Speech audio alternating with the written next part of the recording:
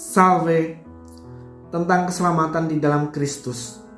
Ada yang bertanya, Romo, bagaimana dengan mereka yang terlahir bukan sebagai murid Kristus? Mereka yang menerima agama-agama dari kedua orang tua mereka. Sehingga kalau mereka ingin menjadi murid Kristus, mereka harus meninggalkan agama yang diturunkan dari orang tua mereka. Apakah itu bukan merupakan dosa karena mereka melanggar amanat yang telah diturunkan oleh kedua orang tuanya? Setiap manusia di bumi ini punya hak dan kebebasan untuk memilih dan beribadah sesuai dengan agama yang diyakininya. Itu adalah hak setiap pribadi manusia di muka bumi ini. Jadi tidak bisa diganggu gugat. Agama itu bukan keturunan ya, seperti DNA, enggak. Itu adalah kebebasan masing-masing individu. Dan kebebasan ini harus dihormati. Dalam pembaptisan bayi, anak kecil yang masih bayi ini tidak punya kebebasan untuk mengatakan ya atau tidak. Karena ini adalah keputusan orang tuanya untuk menyelamatkan anaknya dengan membaptis.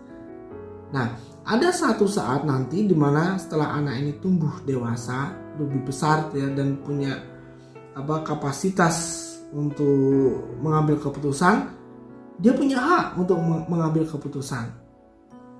Apakah untuk mengimani atau tidak mengimani? Itu hak masing-masing. Dan setiap orang harus menghormati hak ini. Dengan demikian, orang tua yang anak-anaknya dibaptis secara Katolik punya kewajiban yang tidak ringan ya, karena mereka harus mendidik anak-anak mereka dalam iman Katolik, dalam pengenalan akan Allah, supaya anak ini tumbuh besar dalam pemahaman iman yang benar, sehingga ketika dia mencapai usia di mana dia berhak untuk mengambil keputusan secara bebas, dia bisa memutuskan dengan baik. Kembali lagi ke topik yang tadi ya. Mereka yang ingin menjadi murid Kristus, ya mereka harus ambil keputusan. Jangan takut untuk meninggalkan segala-galanya. Itu tidak dosa. Justru Anda datang kepada kebenaran, datang kepada keselamatan. Anda diselamatkan.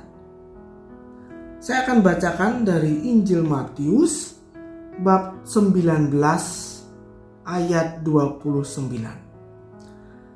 Dan setiap orang yang karena namaku meninggalkan rumahnya, saudaranya laki-laki atau saudaranya perempuan, bapa atau ibunya, anak-anak atau ladangnya, akan menerima kembali 100 kali lipat dan akan memperoleh hidup yang kekal. Itulah yang dikatakan oleh Tuhan. Jadi jangan takut. 100 kali lipat akan Anda terima. Bukan berarti kemudian kita berpikiran secara duniawi, saya meninggalkan rumah, saya dapat 100 rumah. Itu mah terlalu duniawi, hanya untuk mereka yang masih berkecimpung secara duniawi ya. Kita berbicara tentang rohani. Kita berbicara tentang kebahagiaan kekal. Maka tadi disampaikan oleh Tuhan bahwa kita akan menerima hidup kekal. Kalau Anda sungguh-sungguh percaya kepada Tuhan Yesus, jangan tunda. Tuhan menanti Anda.